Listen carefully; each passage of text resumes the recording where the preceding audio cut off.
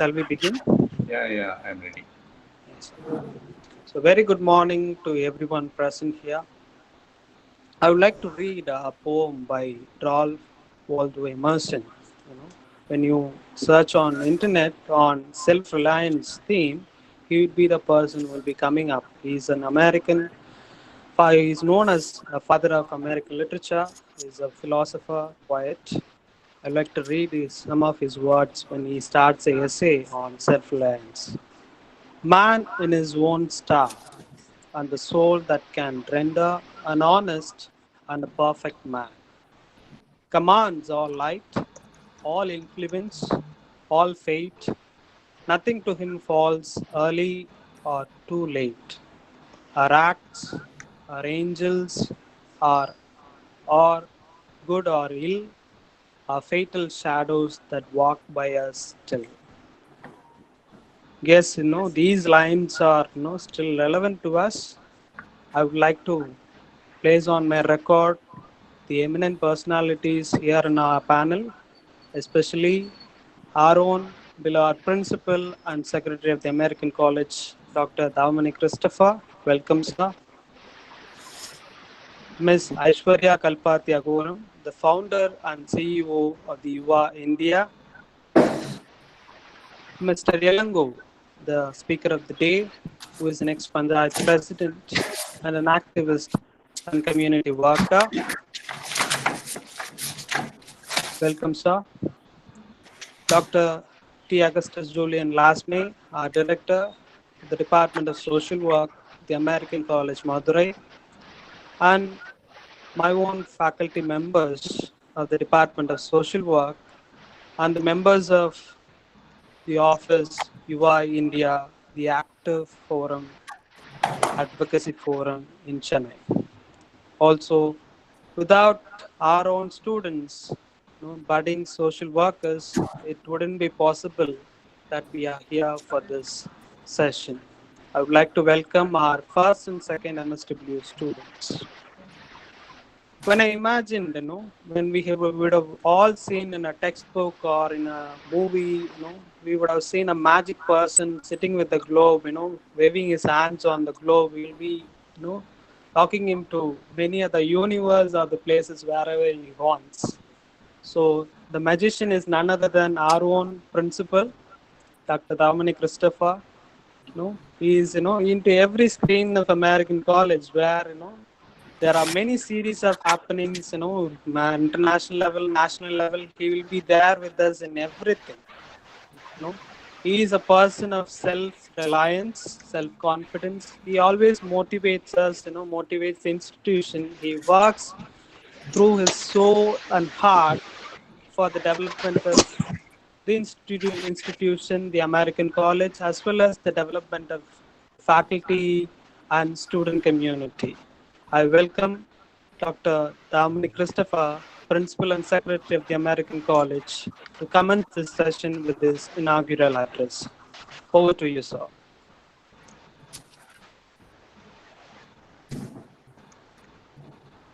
Good morning, friends.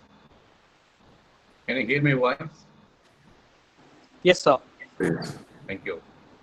Online lecture by Yuva India, Chennai, to our first and second MSW of the American College.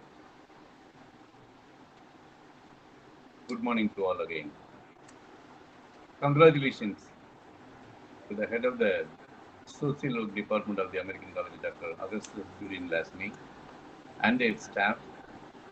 And thanks to the resource persons, Mr. Yelango, the ex-Panchayat President, Kudampakkam Village, and Ms. Aishwarya Kalpati Agoram, the founder and CEO, Yuva India, Chennai, for accepting our request to deliver keynote address to our first and second MSW students. MSW Department of the American College is one of the vibrant departments with a lot of alumni all over the world. Yes, not only the students, but also the faculty are talented and vibrant. My dear students, nice to see you all in Google Meet. Hope all are fine. Congratulations for your wonderful initiation. As Alan Parsons said, I am here as a magician. Thank you, Alan. Thank you, sir. The entire world kept quiet even after 110 days. No one knows what to do and also what is ahead.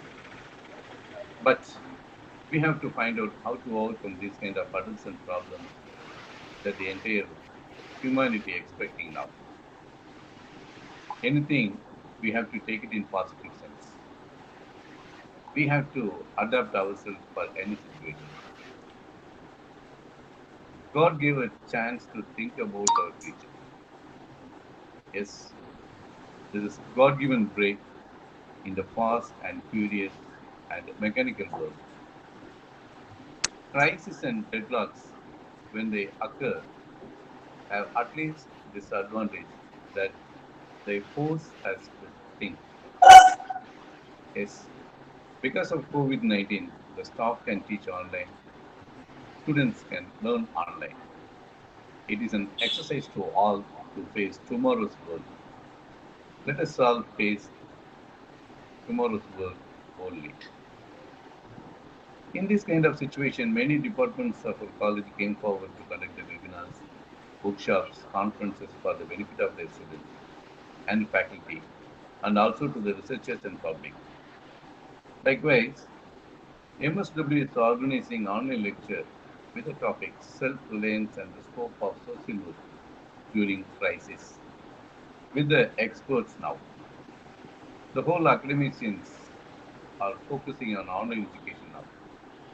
I do appreciate the efforts of MSW department for organizing such a useful online lecture. Friends, I am happy to inaugurate the online lecture on self-reliance and the scope of social work during the crisis organized by the MSW department in consultation with the UA India to their students. It's my pleasure to thank again Mr. Elango and Ms. Aishwarya Kalpati Agoram to deliver lecture for our MSW students during the lockdown period caused by coronavirus pandemic. Happy to inform you that Aishwarya Kalpati Agoram did her post-graduation in the University of Warwick, UK. She is young and energetic and dynamic, and also has successfully conceptualized and created one of its kind web platform where citizens are connected to their local representatives and can voice their opinions fearlessly. Student friends, it will be useful for all. Once again, I congratulate the faculty, moderator of the program, Mr. Alan Potter, director of the Department of Social Work, Dr. Augustus, and students, the first and second year MSW students, for their wonderful initiative. God bless. Thank you so much for your encouraging words, sir. Always your magic works, especially with our department. We're hoping forward to making a lot of, with your wand swing, you would like to make many magics to come up and enlighten our institution. Thank you so much for your time and presence, sir. I would like to introduce to all on Yuva, an active advocacy forum, is a non-profit enterprise which aims to streamline the interaction between the government and the governed that fosters transparency and accountability. With a vision to promote political advocacy through constructive dialogue between the government and the governed.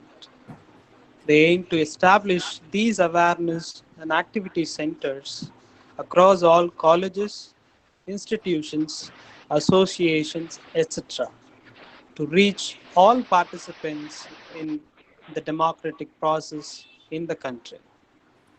Their mission is to create an online platform for political advocacy, to create an extensive election database, to create a safe space for people to express themselves, and to educate people and eradicate political ignorance from society.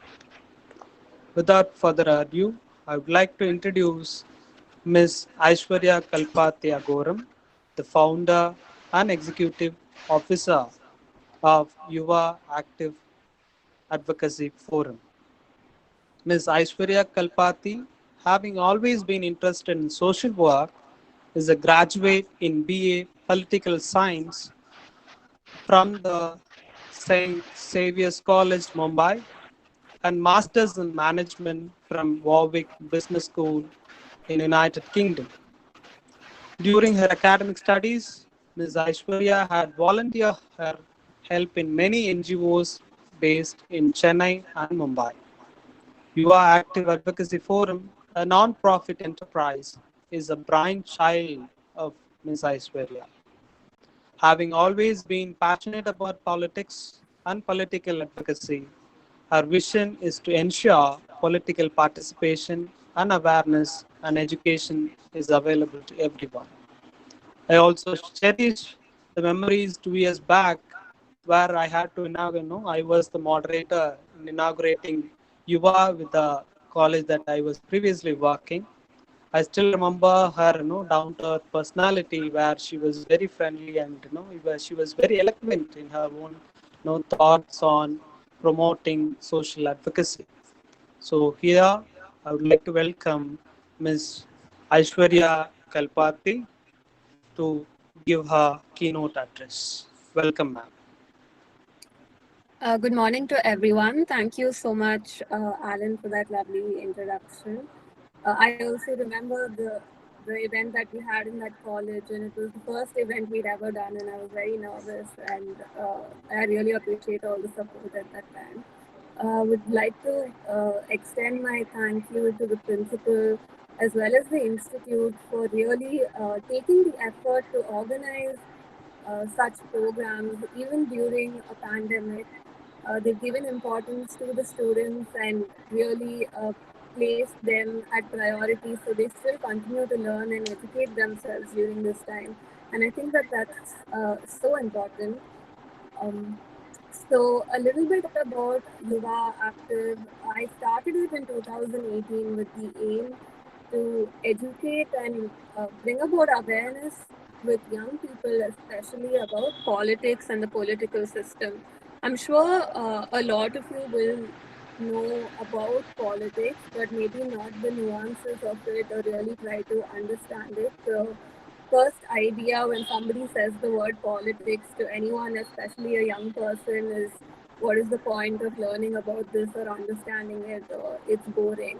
But what we don't realize is that politics invades every sphere of our lives, right from the transport we take to college, or the electricity in our house, and the gas prices that you pay for your car or your bike. All of it is dictated by politics because all of it is dictated by people who are in power.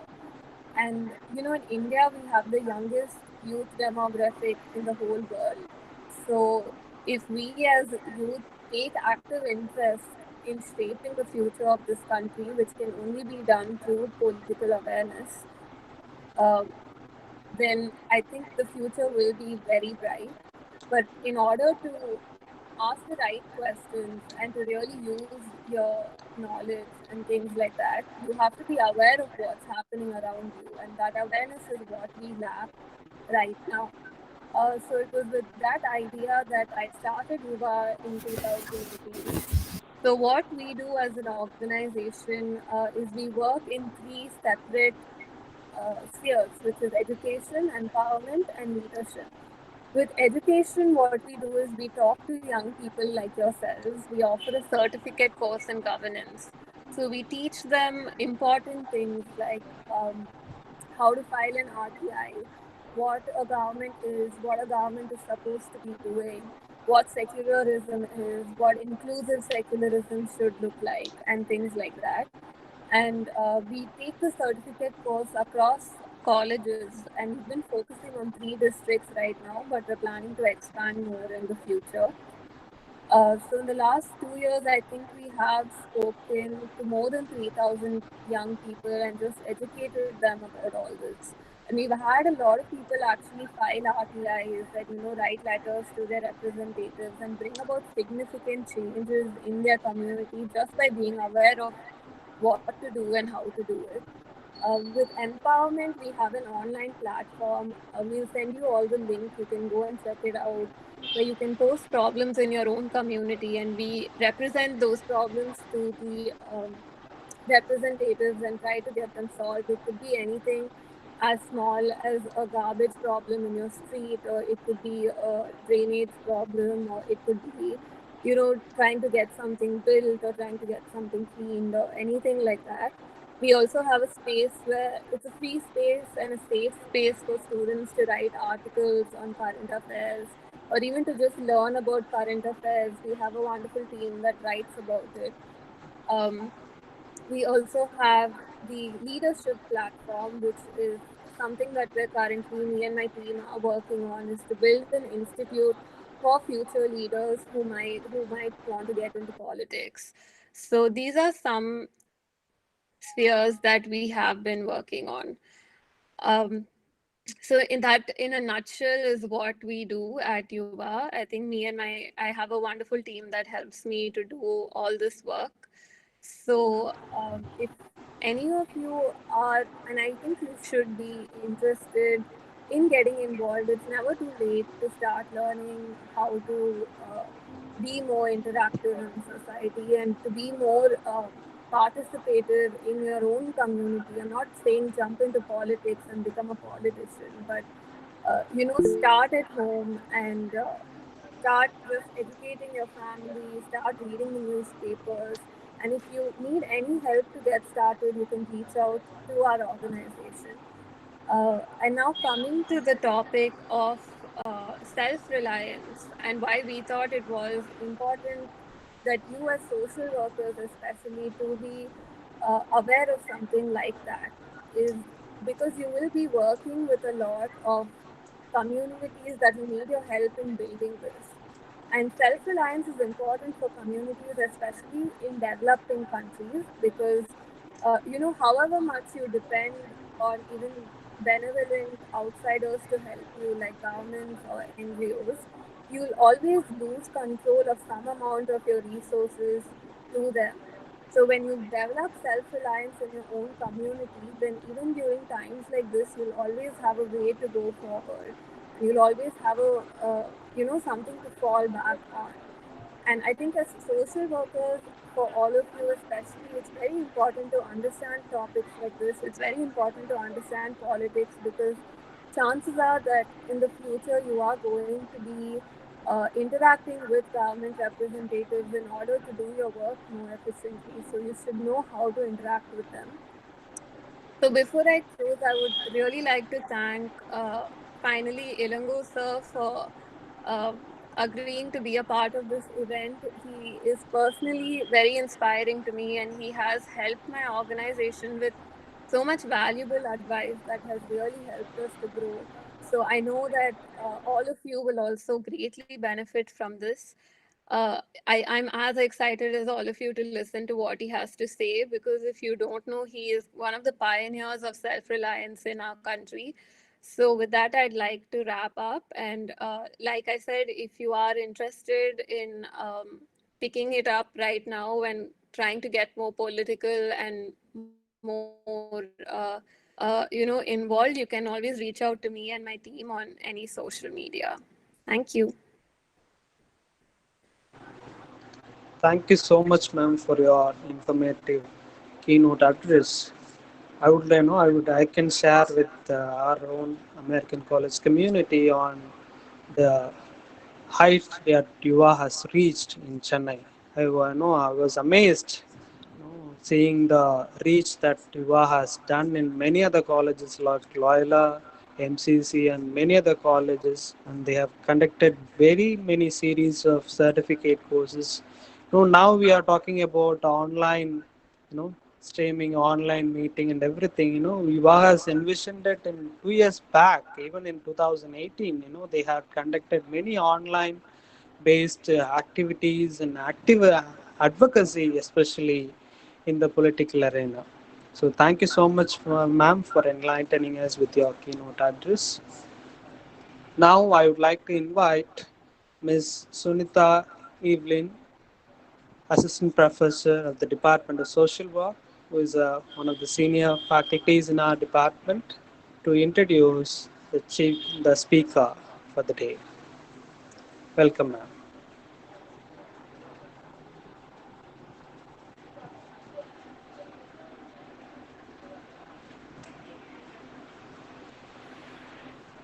Over to you, ma'am. Am I audible, Alan? Yes, ma'am. Yes. Good Am to I go. audible? Good to go, ma'am. Good to go. A very good morning to you all. This task of introducing our guest of honor and speaker is a great privilege to me. I feel really elated to introduce Sri R. Ilango, a man of virtue and simplicity.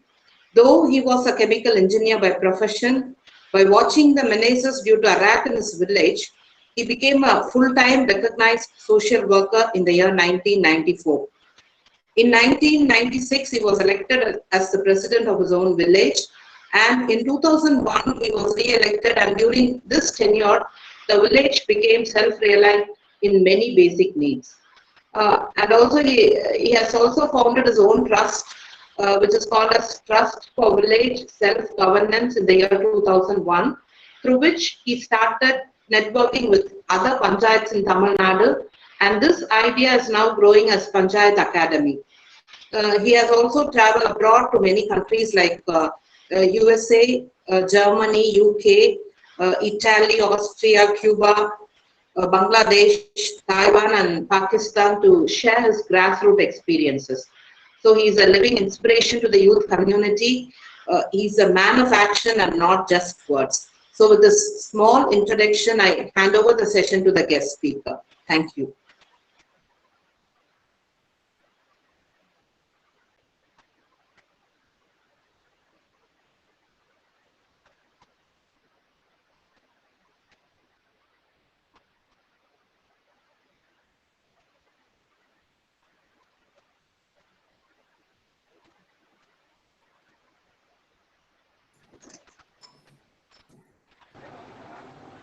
Ilango, sir.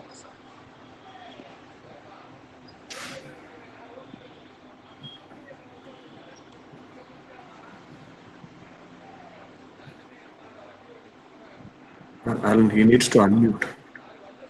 Sir, please unmute your mic.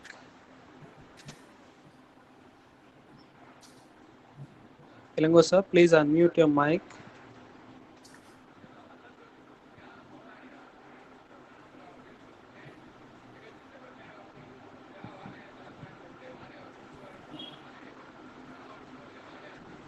Ilango, sir, you need to unmute your mic. Yes. Yeah. Now? Yes, sir. Yes, sir. Yes, sir. So, it's audible? Yes, sir. Good to go. Good to go. Yeah. Good morning. One minute. Good morning. Good morning to the principal and the UO organizers and students who are listening, participants. I'm so happy to share some of the ideas on self-reliance and the need of the hour for self-reliance. Yeah, it's again a high time. Our country is going with the hardship of your COVID and related problems, and the country is almost locked down for more than 2 months or 3 months, or at least 4 months. It's going to be like this. Maybe a few more months, or even we don't know. The interesting part is we have to understand the country is locked down. That means the companies are locked down, the shops are locked down, the production systems are locked down, people are locked down not to go out. Everyone should stay in the home. But yeah, we are staying in the home.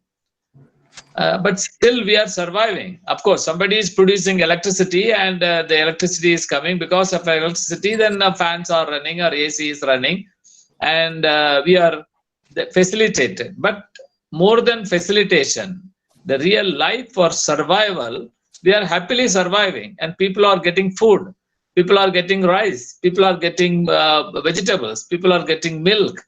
Everything is coming But it is lockdown period. Because of the lockdown, the electronic goods are not available.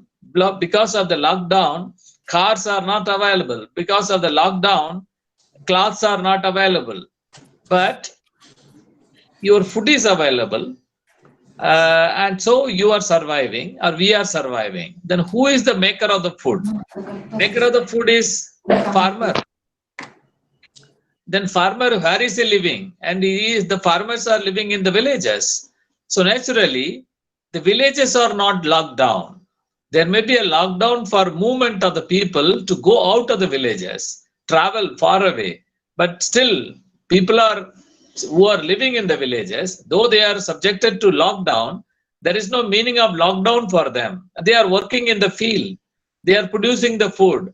That is why this 4 months or 5 months of this kind of struggle, which has not created any panic, which has not created any convulsive situation, which has not created the confusion, because the food is available. Food is coming to the road, and some van is coming and the food is distributed to you. The flour is distributed to you, and the fruits are distributed to you. So the importance of the villages, the importance of the farmers, now everyone has to realize, or everyone is realizing, even few more months is extended like this, or it becomes a compulsion that we have to struggle like this for maybe 4 months or 5 months or 6 months.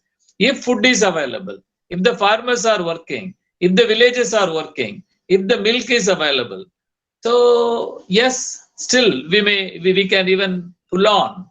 So the main reason is the farmers. The main reason is the villages. That's why it is not somebody has exaggerated like Gandhi or anything, because it was told by Gandhi, India lives in its villages. If villages perish, India will perish. So that is not because of Gandhi. It is the truth. It is the real truth. So that's why now in this era, like maybe 2020 or 2021, it's a great experience for us, people who are living in this time, so to understand the importance of the villages. So that is why the COVID has given us a chance to understand this, and everyone is in a problem like after COVID, post-COVID, what will happen? Before the COVID itself, before March, even 6 months or 1 year prior to March, even 2019, everyone has understood the employment rate is keep on increasing, unemployment rate is keep on increasing, more and more educated people, more and more youngsters are coming up, and there is no enough employment opportunity for them to catch it up. So that time itself, a lot of people, experts, they put their effort and try to find out what is the way out. What is the way out? It was well understood, it was well researched, and people have found the real avenue, the real opportunity is the land. The land and land-based activities are geared up means then there is opportunity for all people, all for more and more youngsters, more and more people get employed. Otherwise, car, if you are increasing the car production, if we are inviting car people from anywhere, or you are starting your own car manufacturing, more and more car you are manufacturing, then already car is saturated. Almost those who are capable of buying car, either by saving money or by raising loan, everyone has got the car. Or maybe very few people they have to get. Once it is obtained, these people are also obtained a car. After that, car cannot be sold. TV, yes, TV is available. TV is available. Some more TV we can sell. After the TVs are purchased, then there is no scope for TV production and TV selling. Like that, anything, all of the things, the luxuries or non-essentials, they are already getting saturated. Based on the manufacture of these kind of non-essentials, an economy is designed means India like country, they have to perish. That's why the economy should be based on the essentials.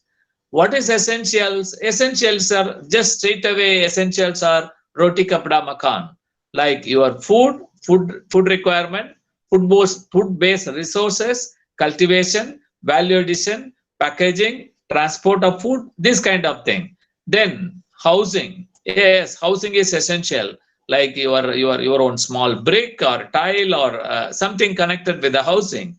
Then cotton, then the dress. So things which are connected with these three things, they are called essentials. If the manufacturing system, if the distribution system, if the export or import or conservation or anything based on these kind of essentials, there is a sustainability for that.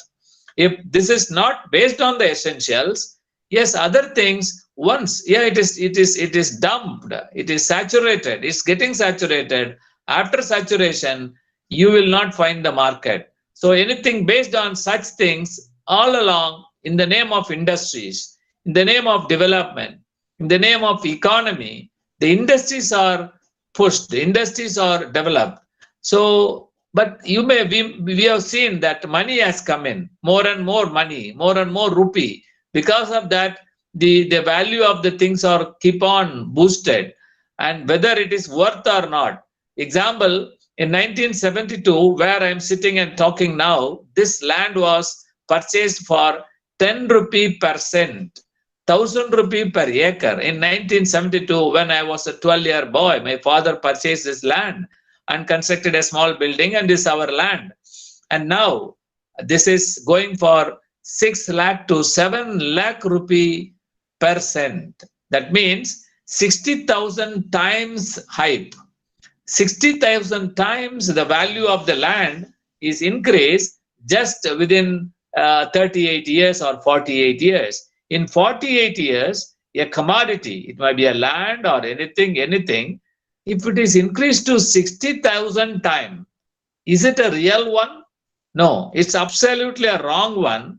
And that wrong one is the economy. That wrong one is the economics, anyone talks. So if anything connected with sustainability, that should have not gone that much. That is why in 1947 or 1948 or just 1945 to 47, 1 rupee of India was equivalent to $1, or it was equivalent to 1 pound in 1946, 47, even after independence. It was not even gone beyond 1 rupee 10 paisa. $1 was 1 rupee 10 paisa. 1 pound was almost 1 rupee. Now the money value has come down. That means that the dollar value has gone up, or the pound value has gone up to 77 pound 80 times or 85 times. And we are dying 77 times or 85 times. Then what is the meaning of this? Are we dying? So this is the economy anyone talks. So that's in our case, if the economy is good, if anything based on the essentials, based on the economy of permanence, based on the economy of agriculture, based on the economy of the people's need, in a simple, sustainable way, meeting the needs, then this kind of 70 times, 65,000 times or 50,000 times increase should not happen. So that's why this is the area of talking about sustainability. So when people are like us, as it was introduced, I'm basically a chemical engineer, a first generation chemical engineers from my family, from a poor background. Yes, the moment I got the chemical engineering thing, then I got a good job. Anyone talks about good job means good salaried job. Again, good job means a permanent job in government. That too, highly paid institutions like Oil India, ONGC. These oil fields are well paid. So you pass engineering or you pass anything, try to get an oil job, then work for 10 years in oil. Then automatically you will get a job, opportunity to go to OPEC countries. Then there you will get every month 5 lakh rupee, 10 lakh rupee or 50 lakh rupee.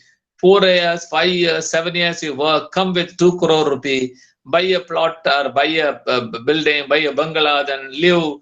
That was the aim of all the guys. Whereas in my case, yes, I was also wondering for this kind of thing.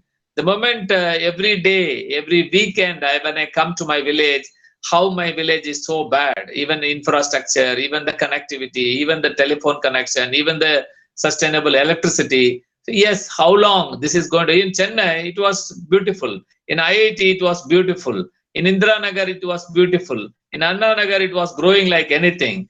So every month end or every weekend when I come there, oh, such thing is not happening in my village. So who will do this? This kind of thirst, it was keep on growing.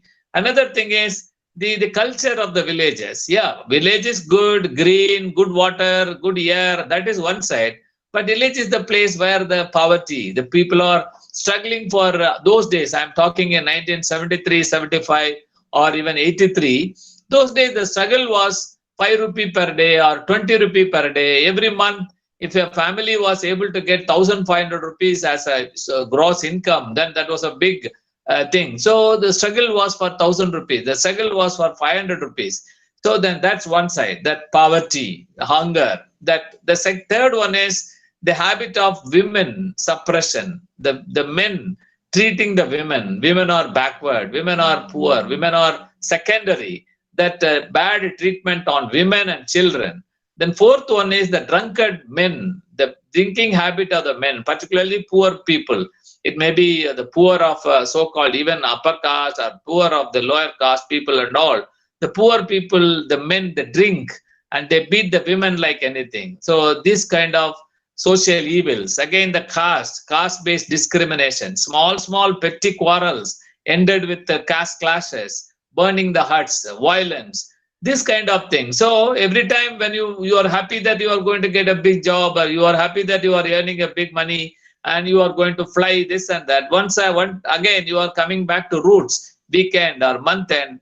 Oh God, this is who is going to change this? Who is going to change this? Whether the MLA, yes, you are waiting for the MLA. Yes, even if he was good man, he was unable to change all your needs, all your expectations. Somebody should be needed. Somebody should be needed. No one is doing. That kind of thirst was keep on increasing. At last, I thought when Rajiv Gandhi became the Prime Minister, I happened to work under some a special team for supporting government of India when Russia was collapsed. So that time I saw the Prime Minister's interest on villages. He used to start science, but in the talk, he will end with villages. Why the villages are like this? They are the backbone of the country. They are the food producers. They are many things, essentials are produced in villages, but they are poor. They are always depending on the towns. They are always depending on their fate is, I'm cultivating paddy. My fate is designed by the paddy merchant. I'm cultivating tomato. My fate is defined by the potato or tomato buyer and value adder. So despite I sweat and I work hard and I generate, but the wealth is not mine, and the wealth is designed by, or it is in the hands of someone.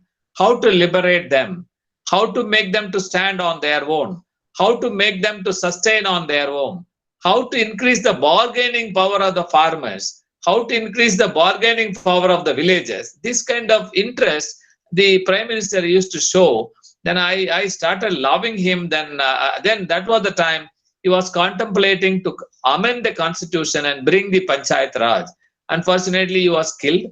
So at last, in 1973, in 1992, Narasimha Rao brought the 73rd constitutional amendment, and that was guaranteeing panchayats, a powerful governing system, democratic system in the villages. So then when that came, I thought of using that as a chance. I was searching for some good people to come and contest, but it did not work out. It did not work out. So it became a compulsion on me. I quit the job and came back, contested and became the panchayat leader. Then tried to make my village as a model. Whatever I felt, what was lacking, what was missing, everything was systematically, step by step worked out. In 1996, I became the panchayat leader. In 2001, this village became the model. In fact, almost it became a self-reliant village.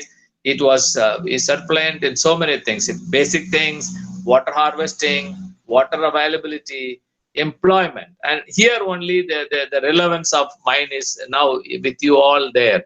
Yes, I was able to bring, or we were able to bring a good concrete roads. We were able to deepen the ponds, We were able to capture the rainwater, water table came up. We were even able to provide good housing for everybody. And I was the man behind the whole Samatvapuram concept. The then Chief Minister Karunanidhi, he adopted our scheme, and ours was the first Samatvapuram, and he tried to make 230 Samatvapurams after that.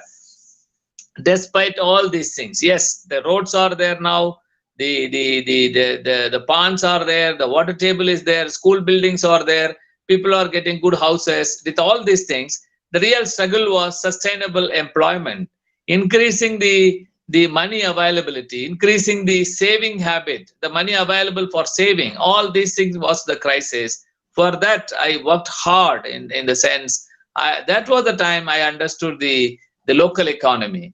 Village is a resource center. The milk is, the cow is there. Wherever the cow is there only the milk is available. Just value addition of the milk, that is the only need. For that, the milk has to go somewhere and it has to come back to the villages. That milk going, and it is fixing the milk economy. The producer of the milk is not the real beneficiary of that. Rice we are cultivating, we are harvesting. Once I harvest the paddy, after that nothing is in my hand. Then I have to run pillar to post to sell this. Then the paddy is going out from me, from the villages.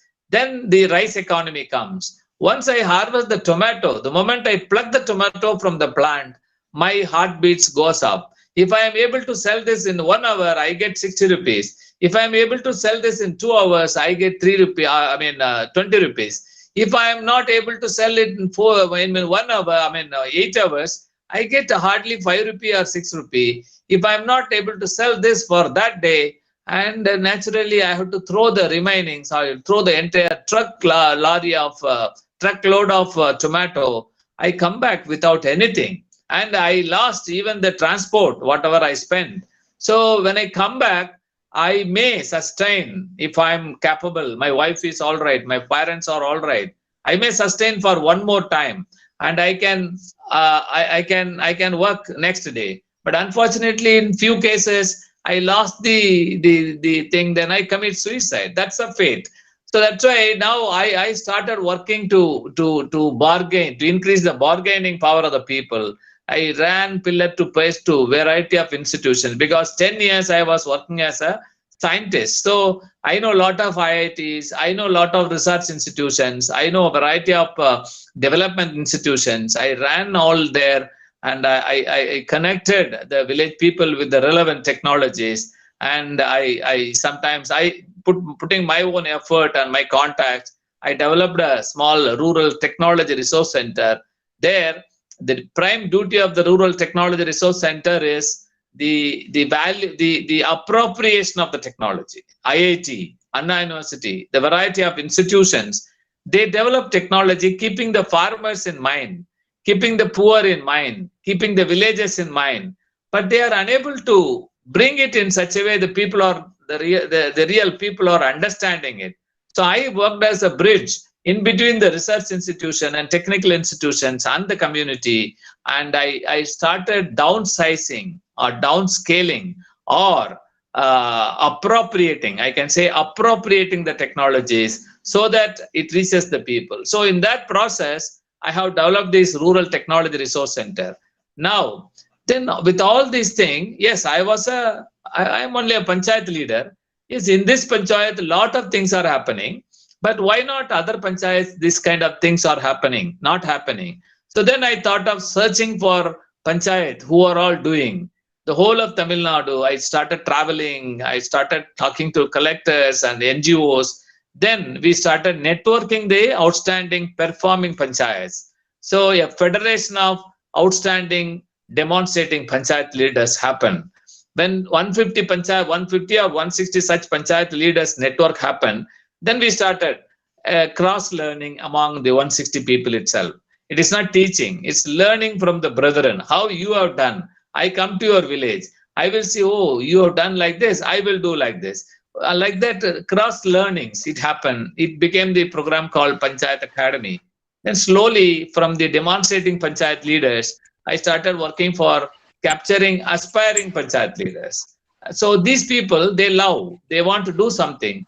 and they are looking for support. Such people, I network. I have a network of more than 900 panchayats across Tamil Nadu and about 1,000 panchayats across India. Then now this is the way the development should happen from the grassroots.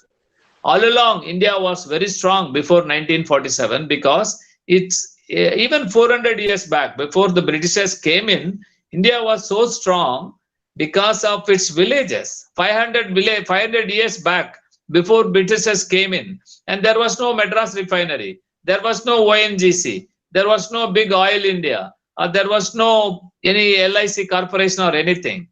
Before that, what was there? The king was there. King was not running a big industry. Industry, business, money, everything was revolving with the community. Community lived where? Majority of the producers, they were living in the villages. And somebody, the merchants and all, they were living in the cities, not big towns. Only villages were there because of the village economy, because of the agriculture, because of the intrinsic value of the products. It may be the cloth, fine weaving.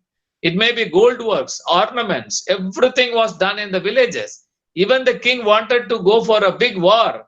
Yes, he used to request the people, community, give more money, give more iron, give more weapons, and we want to go and make a war or like this. So the whole economy, the whole kingdom, the whole development, it was in the hands of the villagers. So unfortunately, when Britishers came in, for their safety, for their facility, they dismantled the whole strong grassroots system and they started centralizing it to create powerful agencies to rule us. That was the motto. It was not to, yes, the British collector was powerful. Now the same power is given to our own collector, my own sister, my own brother, my own co-person. Once he becomes a collector, he is the king of the district. Whereas those days it was designed for exploiting the people. It was designed for giving more power in the hands of the collector to beat the people, to crush the people to get the tax. But now, unfortunately, after India's freedom, we had a plan of dismantle all these things. That's why Mahatma Gandhi, he had a plan of dismantling even the Congress, and he was asking the people to go to settle in the villages and reconstructing India with reconstructing villages. That was the idea. But unfortunately, again, he was killed. And of course, in the name of development, in the name of industrialization, slowly the village-centered economy was expropriated. And then now the education, everything focused towards this. Now, interesting point is, the truth is, a village boy, anybody around Madurai, anybody around Chennai, anybody around Tiruvallur, the village boy is becoming 5th standard. He was so loyal to the children. He was loyal to the cows. He was loyal to the buffaloes. He is loyal to the land. And even becomes 7th standard, 8th standard, 9th standard boy. Every day he has got some commitment in his family to the cows, to the buffaloes, or to the land, or to the water, or anything. But the moment he passes 10th standard, he goes for higher secondary. Naturally, the course changes. The society itself is compelling the boy, compelling the family not to take him, not to ask him to do anything connected with agriculture, anything connected with the cow or anything. So the moment you go to college, yes, you are a college boy, you are an engineer or any MBA or BA, BCom. You are not supposed to come and do the work in the field. And the moment you become BCom, the moment you become BE, this is a high time now. You have to, even the professors or the students, everybody should think, once you become an engineer, you are totally a learned person than your father. I'm a father. I was a 4th standard boy, man, or 10th standard man, or SLC passed man. My son, you pass engineering, you pass MSc, you pass MCom, you pass BCom. That means you have got huge education than me. So than me means your confidence, your credibility, your strength should be 10 times stronger than me. Are you? No. The moment you pass +2. The moment you pass 1st year, 2nd year, 3rd year, 4th year, 4th year passing engineering, and after that, what is the confidence you have? You may have a confidence in your own knowledge, but with that, can you sustain in the village? Can you sustain in the world? If you are getting a job, then job is not, you are not a job creator. Then automatically you are searching for a job. If the job is not available, you are out. So now the truth should be the young boy with the knowledge, if he has got constant connection with the community, constant connection with the land, constant connection with the milk, then with your knowledge, you will come and you will further fine-tune your agriculture. You will further fine-tune your village community. You will further fine-tune your ordinary business, what's going on in the village. So unfortunately, you are completely disconnected. That kind of education is happening. That is the problem with us. That's why now it's a high time. COVID has come. The economy is crippling. Yes, it's going to be a disaster after some time because 100 days, 200 days, 150 days, everything is closed in the world. So people, it may look like, we will open and do. When I open it, there is nobody to buy it. When I start exporting, the importer says, there is a crisis in my own country, I can't import. So this kind of crisis is going to come, and even the existing employment opportunity is going to cripple. And what is the new opportunity for the younger boys, younger girls? So these are the confusions before the country. So that for that, the real time, it's a high time to think about self-reliance. That is why I am humble. I'm 60 now. I'm so humble before the younger children. I'm so humble before the elite professors and educated people. I'm so humble. Are we really trying to, don't bother about the country. Don't bother about anything. Bother about your home. In your home, just start thinking about self-reliance of your own home. What is self-reliance? My family, will it become self-reliant for food production? Yes, I am in Madurai. I can't do this. See that I have got a connection with a lot of friends in villages. I see that I am working with them. I will help them. They will help me in such a way, the village people, that whomever I know, and my family, my connected friends, we will work together in such a way there will be a food security for our families and their families. Then see that electricity. Yes, you have to dig more and more and get coal and burn and generate electricity. That is one side. But for that you need money. To consume the electricity, you need money. Why can't you generate your own electricity? Yes, solar. Solar option is there. Now we have done wonderful technologies in such a way. Solar is a cost effective and it is affordable energy. So imagine you, my family, my team, my other people, we see that we are going to generate electricity as much possible so that we will become self-reliant in electricity. So self-reliant in food needs, self-reliance in electricity, self-reliance in building and other things, then exchanging this kind of my surplus to you, your surplus to me, and our surplus to Madurai. And Madurai surplus, if it is needed, comes to Chennai. The Chennai surplus, if it is needed, it will come to Madurai. This kind of independent, self-reliant economy and interdependent economy for a larger self-reliance, this kind of ideas. Then for a family self-reliance, what you need? Then here it's a high time all of us should refer. I don't know how many of you are working on SDG, Sustainable Development Goals. There are 17 goals. The first goal is no poverty. Second goal is no hunger. Third goal is good education. Like that. There are 17 goals. Apply these goals for your family. See that how your family is going to achieve all these 17 goals. If your family is achieving all the 17 goals, like that, everybody's family is achieving all the 17 goals in 5 years or 10 years or 1 year, then we are achieving a status of self-reliance.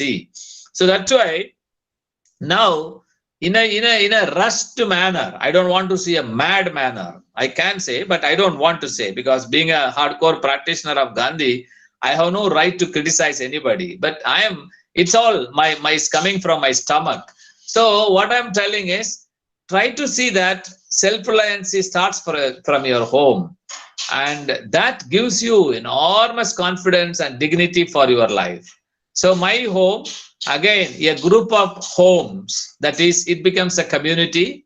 That is my ward or my village, or if you are in a town, imagine the street, say 10 houses are coming together and talking on this kind of thing. It becomes 100 houses, automatically 2 streets, they become a ward. Then ward self-sufficiency, ward self-reliancy, then interdependency. In some ward, you can't do certain things that is available in the other ward, or the wards can make something in the place, automatically that can be exchanged to the nearest village. That village can supply something to the town. This kind of exchange happen means there will be a bargaining. So something available in the cities will be bargained for something available in the villages. Now nothing is happening. I do something, you do something, there is no connect. And the connect is done by the business. That connect is done by the markets. Market may be looking lucrative or attractive, but they are the blood suckers, and they are the blood suckers. And that is why a farmer is dying, a merchant, the onion merchant is flourishing. If this is the truth-based life, the merchant cannot flourish. Both of them should flourish, need not flourish in a big way. Then happy, permanent smile. That smiling, up to that level, if we are growing, there the sustainability comes. You are not exploiting anything big. You are understanding, meeting all the needs, and seeing that something is left over for the future. So that's why, just I'm coming to a conclusion. This is the need of the hour. This is the high time to think about small. My family, a cluster of families around me. If it's a village, it's a ward or village. If it's a town, maybe 1 or 2 streets, and talk. Let us plan for a self-reliancy. Certain things you do, certain things you do, or many things you do. With this, we'll go for exchanging this. The exchange need not be a barter. The exchange could be a denominator, could be a money, rupee. So for that, we will do. Then the bargaining power of us and bargaining power of him will be there. And see that the distance between the buyer and the seller is small, so that speculation will not be there. The speculation is done by the market. Just by speculating more and more, somebody is earning money. It's an untruth. Any untruth thing, no religion talks about untruth. It emphasizes you to practice the untruth. Truth-based life. For all these things, this kind of understanding self, understanding individual, a family, a small unit.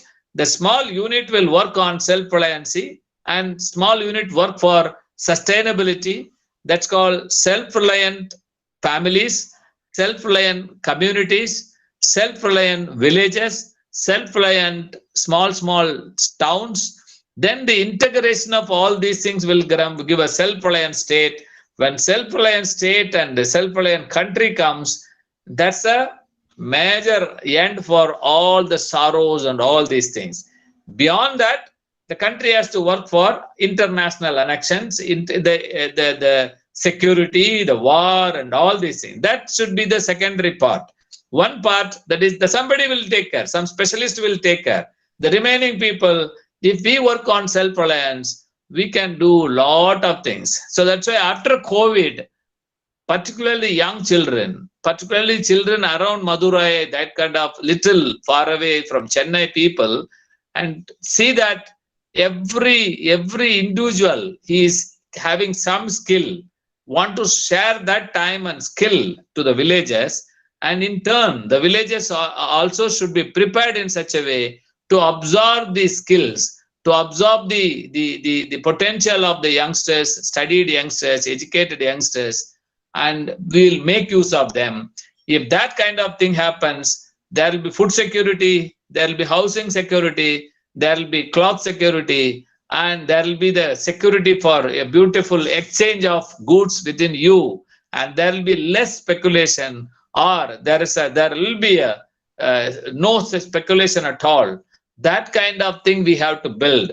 So that's why there's a COVID era, and hereafter post-COVID era, enormous opportunities are there. I can tell 40 to 50 micro enterprises class, and every panchayat, every cluster of 10 panchayat, or every cluster of one town with 40 villages, this kind of clusters, we can promote variety of micro enterprises to meet all the basic needs. Again, to meet all the, even the needs like high-tech needs like LED lights or fans or TVs, all the things manufactured within this cluster. Or some cluster will be special clusters for this kind of electronic, this and that. Then other clusters will be connected with this. So the exchange of commodities with denominator as the money. This kind of horizontal development, not vertical development, as much possible, not total horizontal. Wherever is possible, push horizontally as much possible so that the inequality will vanish. It need not be equal, but reduce the inequality. So the inequality should not keep on growing, but that should come down. That should come down. If it is working, somebody is working, somebody is aiming for equality, fantastic. You are a godly person. Yes, it may not be possible. In that case, let us work for reducing inequality. This kind of ideas the youngsters should understand. In that, if someone is really working for reducing inequality, naturally you will work for economic inequality. One is adamant on economic inequality. Naturally, you will work for social inequality. The caste will slowly come down. The caste need not be eradicated. The vehemence of the caste should be neutralized. It has to come down. Slowly, phase by phase, then we will be moving towards reducing equality. Ultimately, the gear will move towards attaining equality. It may be in 100 years or 200 years or 500 years. That should be the goal of the country. Anyone lives in a country, there we should feel that my country, no hunger. My country, it need not be everybody equal, but there is no hunger. I am living in a little sophisticated life, but there is the other man, the neighbor, the opposite person, the little faraway person. When I go there, yes, there is a house for him. Even if I go there, I can remove my chappal and go inside. There is a bench for there. There is a chair there. He will offer me a nice coffee. And yes, everything is there. Not like me, but something is there. I am running in a car because I have to go fast. That could be the logic. But other one who has got a motorcycle or who has got a cycle, oh, there is no much difference. He is happy with his cycle. He is going around and doing everything, earning. There's a school. Now there are schools, but it is not for everybody. There are plenty of government schools. Don't you think that all of us, the younger people, should feel that the education should be almost cheaper, almost free? We have to work for that. If some child is getting an education, traveling to school by air-conditioned bus, other child is not even, having a bench in the school to sit. This kind of difference between the child and child, the children age itself, the education itself varying. That is why somebody is trying for an equal education for everybody. Many of the parents are jealous. They came and they fought, tried to fight, and they fight, and they went to court to stop all these things. That means they don't want that his son or his daughter to get a equal education with anybody, and his child should have special education. Other child should not have that special education. So no question of thinking about equal, even educating the children. For all these things, after COVID, in fact, the warriors are the young children, young students, particularly the little adult students like those who are passing +2 or those who are studying +2, and they are joining college and ITAs and technical institutions. These children are going to be the warriors, understanding the self-reliance and going to work for. It's almost slowing down. It's almost slowing down and taking a U-turn. What is wrong? When you take the U-turn, the rivers will be having sand. The rivers will be having water. The hills will not be demolished and crushed as, yum sand. And more hills are crushed and built as building. There will not be hill. If there is no hill, already forests have gone and there will not be river. there will not be rain. Automatically, you will end with a desert. The deserts, the future is, there's no guarantee for future for the children. That's why my argument, my cry, my noise is to save the children, to provide, to leave some soil for the children, some sand for the children, to give the hills for the children. It may be small house, but hill will be there, forest will be there, green will be there. That is where the future will be there. So for that, we have to work for that. Just I'm winding up with Gandhiji's quote, like Mahatma Gandhi's talisman. If you are able to, if you are seeing a poor, seeing the poorest person, bring his face in front of your eyes, and see that, can I do anything to bring the permanent smile in this face? Work for that. All your troubles will vanish, and the country will flourish, and the country will be there with permanent smiling faces of people.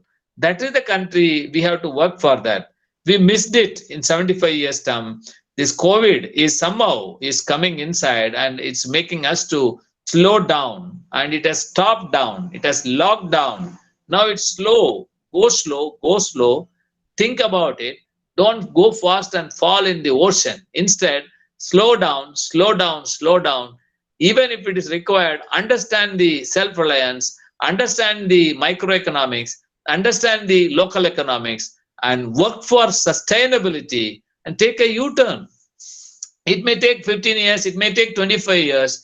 Yes, if we are achieving this, if I'm 60, maybe in 65 years, when I'm 67, 68 or 70, whatever, if I'm able to see that it's slowing down, people are taking a U-turn, and people are not crushing the hills, people are planting more trees, and people are not, in the name of housing, they are not crushing anything and making everything concrete junk. Instead, they are going for green. Instead, they are going for simple. And there is a small differences among the community, but things are ironed out easily. And that raising something, a voice like we the Indians, we are happy. And that kind of pride movement has to come. And for that, of course, the COVID is again, giving opportunity to work. And the starting point should be starting from your home. Every home, the son, the father, the professor, who may be professor or anybody, the family has to sit and work for SDG goals, Sustainable Development Goals, all the 17 goals. Work for a calendar and track it. It's called Sustainable Development Goals Tracker, SDG Tracker. Track it. Achieve it in 1 year, achieve it in 2 years, achieve it in 5 years. The country has given an assurance that before 2030, India will achieve all the goals. But why should we wait for 2030? If the younger people, prudent professors, prudent teaching communities, prudent parents, we all join together, even 5 years is enough to reach the SDG goal.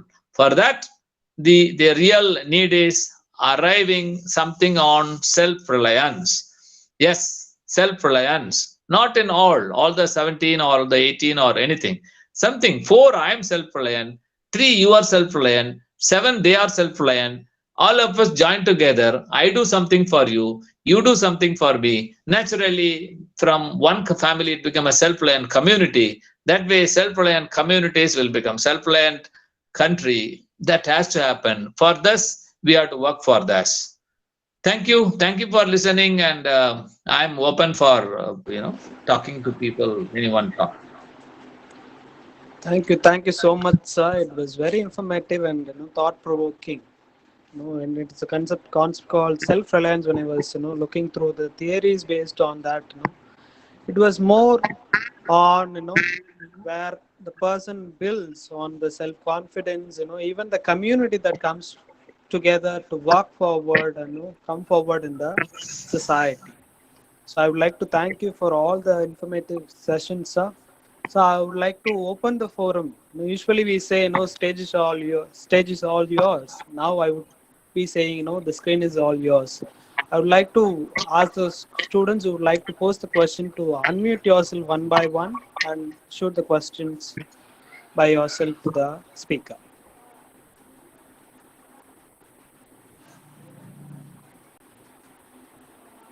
In the chat, I have seen Guru Anand has asked a question. Yes, sir. You would like to Good morning, answer? sir. Yeah. Good morning, sir. My name is Guru Anand. I like to I'll ask you about your views on free schemes launched by the government. Like free TVs and mixes, they are not very much important to us, but they are launching to propagate their own parties and etc. What is your view on how it can be shared by others? Like it can be used for other schemes or purposes. What is your view, sir? No, it's all very general. What's happening in the country? Again, we know the corruption is rampant and not up to your expectation. You may be a young person. Up to your expectation, this is not happening, and somehow we have lost the whole thing. That's why for the new generation like you people, you have to arrive. You have to listen me and again browse R Ilango. Google. You just Google R Ilango. Find out variety of. There are plenty of materials on YouTube or anything. One Ilango I'm talking. There are plenty of such people are there. And put your effort on understanding something and start it. Once, we should not leave that what the bad thing happened should continue. That also we have to do. But parallelly, we have to develop. Create a circle around you. All the one boy or one girl, you become 20 people and you are understanding all these things. You start some kind of self-reliance or some kind of dignity, self-respect, asking questions. So this kind of thing, then slow. Again, you should not be aggressive and fight with people and end with violence. No, that's where Gandhi is relevant. Consolidate your strength and start it. Maybe for me, I started all these things when I was almost 23 or 24. Now I'm 60, almost 54 or 34, 38 years I was struggle. Now the level of understanding, the experience, now I'm keen. I'm sure that in 5-6 years, I can create a more impact or anything like that. Now from the learnings of us, it will not take 38 years for you. It will take maximum 6 months or 1 year. You can start something like that.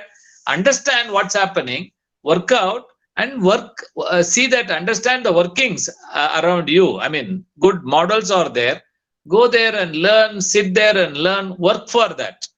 Easily you can. In fact, we can start now, but maybe in 5 years, 10 years, when you become a little grown, the country will change. Only you have to change. So the team has to change. Somebody should guide. The professors are there. People like me are there. We will work for that. Yes, sir. Thank you, sir. Morning, sir. I'm Gauri. Sir, so currently, like we're talking about COVID, and one major issue that we're facing is migration. So when people migrate back to their villages, and they don't find jobs there, and there are people with enough manpower, but they don't have land or a place to work or experience to do it. So what is your take on this migration issue? Yeah, actually the migrant people, those who are gone back and they came in the beginning, not because they are orphans in the village. Somebody has given the opportunity, the better chances are there in Chennai or Madurai or Bangalore. You go from the village and earn. And they came for earning money. But again, there was nobody in the village to pull them or to advise them and create the opportunity within the village. If that kind of opportunity happened within the village, they would have not come. But now they have gone with a lot of stress. They might have earned some money. They might have earned some currencies.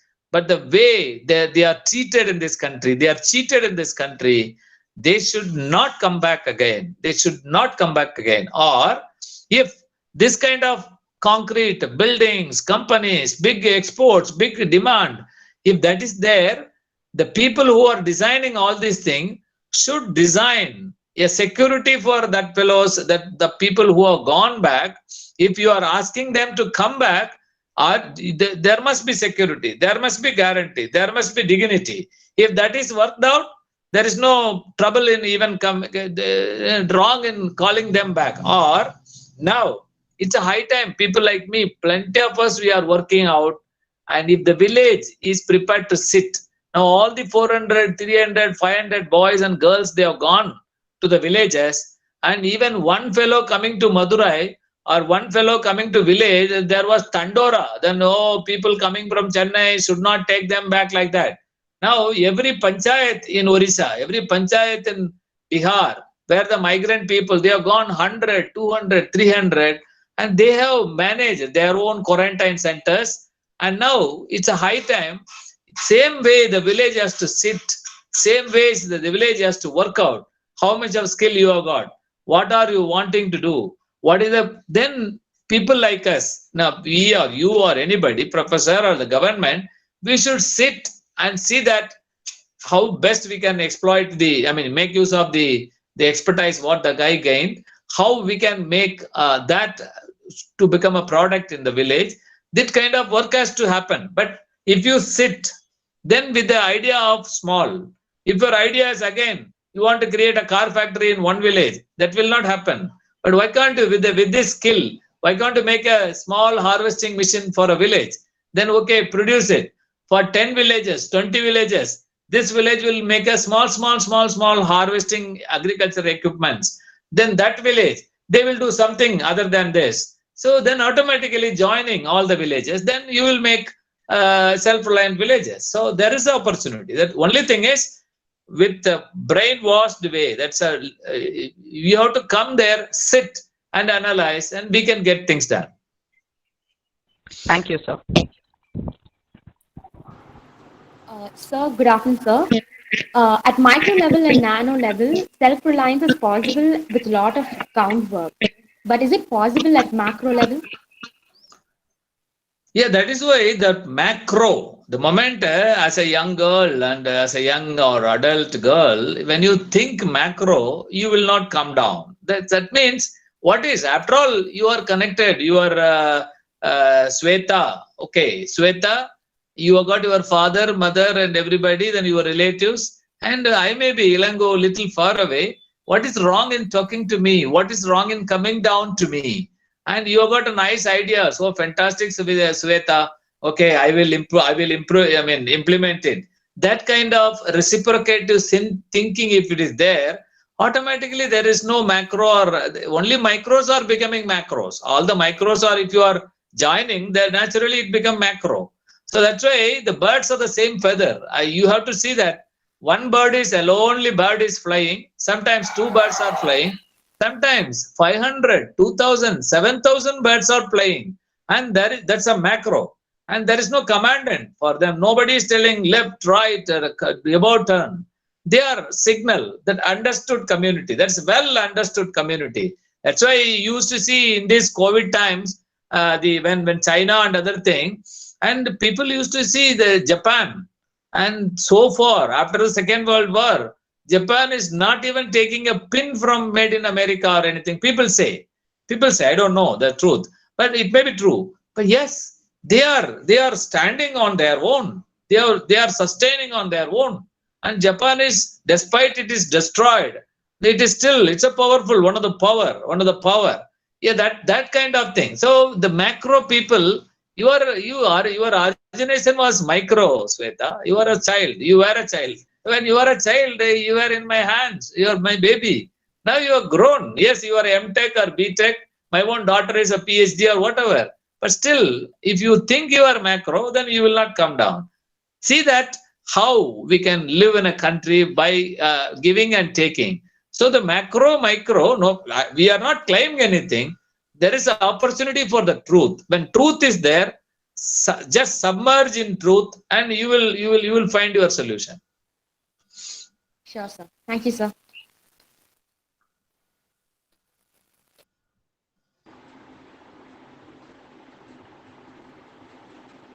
Do we have others? Angeline has a question. Good afternoon, sir. I'm Angeline. First, I'm so happy to meet another engineer who is working on social work field. So, sir, my question is that even I'm from a village, but my village standard is far much better than the village I have visited in some cases near Chennai, sir. So, even the wages the farmers get paid here. During this COVID time also, the farmers, they didn't face any difficulties because they had this transportation thing. They could transport the stuff they grow out. But in news, we happen to see lots of people throwing their tomatoes and some stuff they have grown in waste just because they couldn't get the right rate for the stuff they have grown. So what do you say, sir? And also about self-reliance. Now that there is a crisis, people are talking about self-reliance to moving towards it. But I'm afraid if something like another crisis came, people will move from this topic to another one, and the effect will not be that much. So what do you suggest, sir? No, that self-reliance, that's why self-reliance is a small indication of mindset, that's all. It doesn't mean that everyone has to be, everyone cannot be self-reliant. If it's a group, that's a possibility. That's why imagine any village, again, village people are there and they are cultivating, they are, the farmers are going, coming, that's there. But beyond that, now it's a high time that every village, we should sit and see that every inch of the land should be cultivated. Then I can't cultivate. So some farmer is telling, okay, we can cultivate. Oh, no, I can't give the land to you. Then who can give guarantee for the land? Yeah, the government is giving the land, guarantee. Or the community is giving the guarantee. We will also cultivate that. Where is the water? Already for the 10 acres itself, there is no water. Then what is for the 40 acres left over because there is no water? Now, how water efficient agriculture can be done? Or with least water, how the agriculture can be done? If that is there, okay, a group of people can go there and work and make that land fertile, make the land as a productive. So water is saving, and because of you started this water management, everybody will start saving the water, manage the water. So automatically from you, the skill of water management will come. The skill of high-tech, not too much fertilizer based or anything. High-tech, efficient agriculture will come up. Efficient housing will come up. Efficient energy storage, energy saving will come up. So this kind of thing. So we have to, it is going there. We have to fine tune it further. So that has to happen. Variety of packages are there. You get in touch with me, then I will connect you people. Sure, sir. Thank you, sir.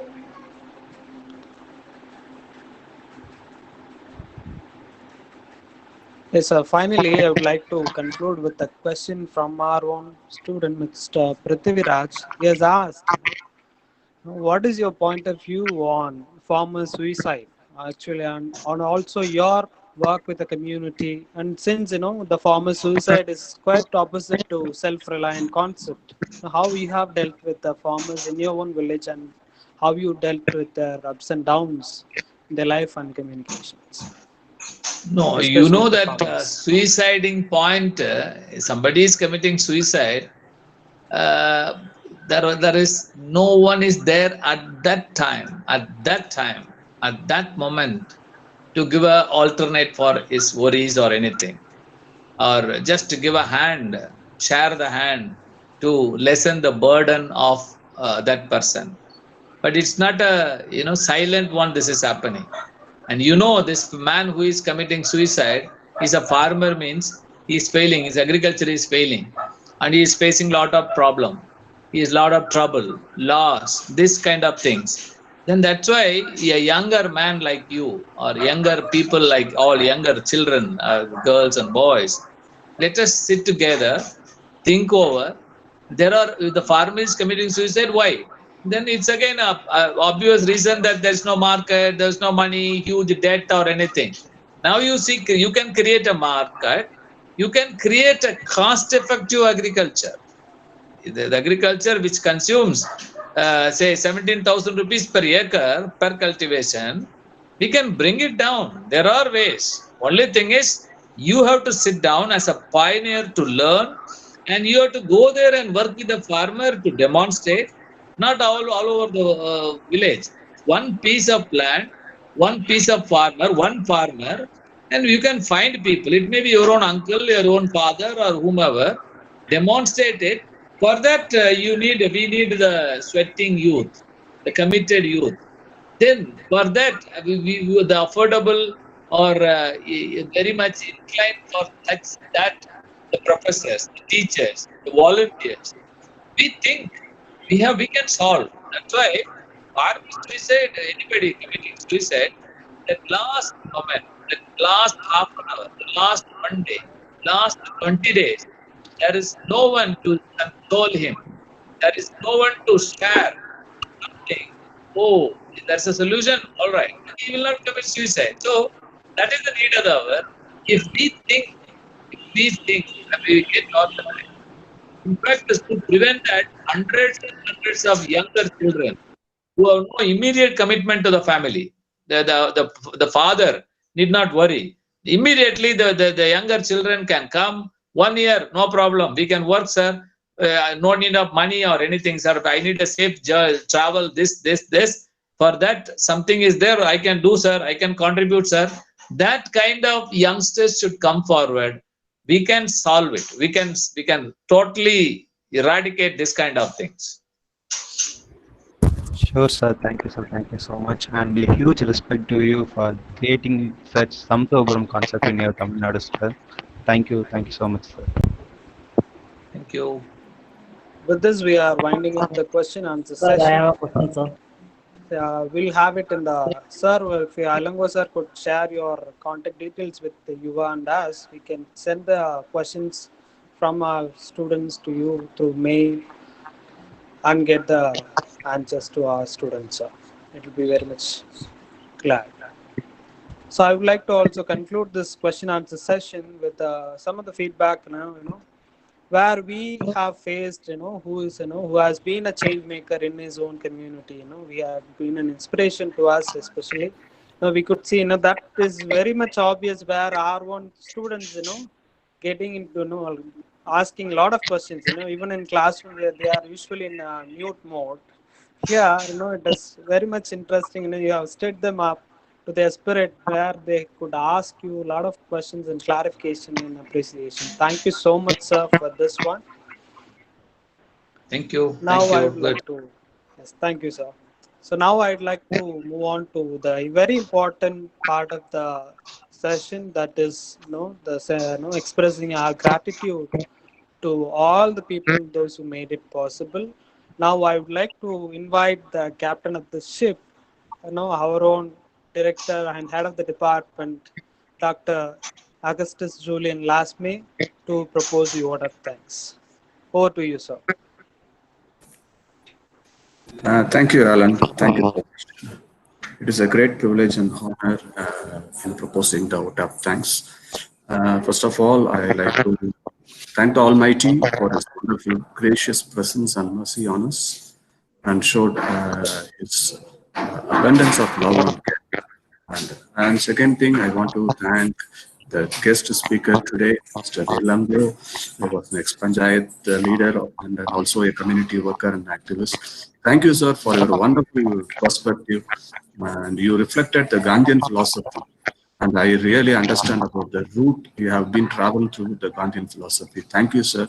And moreover, you have given a lot of ideas and a lot of actions towards the self-reliance to our students. And I assure, sir, we will definitely follow your guidelines and try to be more self-reliant from the nano level to the macro level.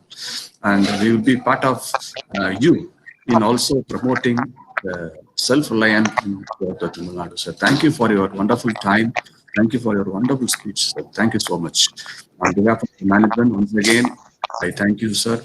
And next, I wanted to post my gratitude towards Ms. Aishwarya Kalpati.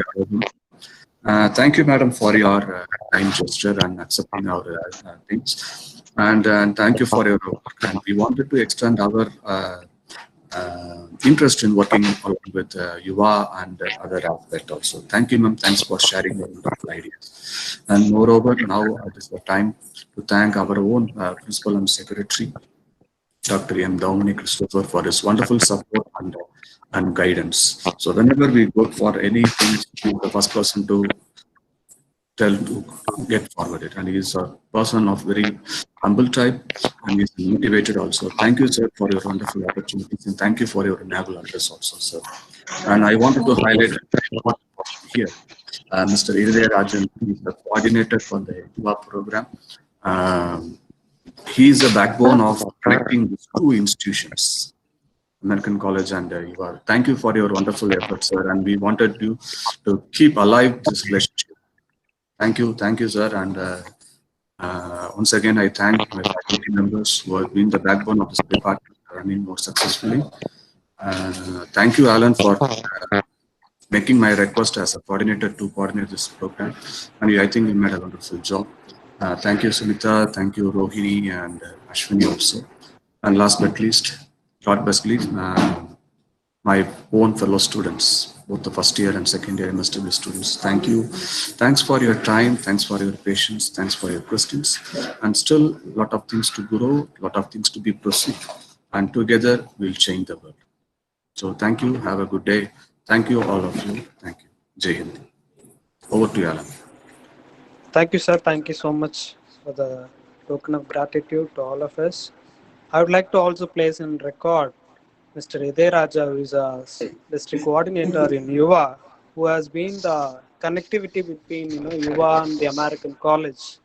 We are so much grateful to you, Mr. Irudaya Raja, for this, making this possible by all means. Thank you so much. We are looking forward to working with YUVA in the near future. So thank you so much to our students and all of us here. Here, for your information, I have posted the feedback link in the chat. Please, click on it and give your feedback to get your certificate and attendance. Thank you, one and all. Again, thank you so much for participating. Have a nice day.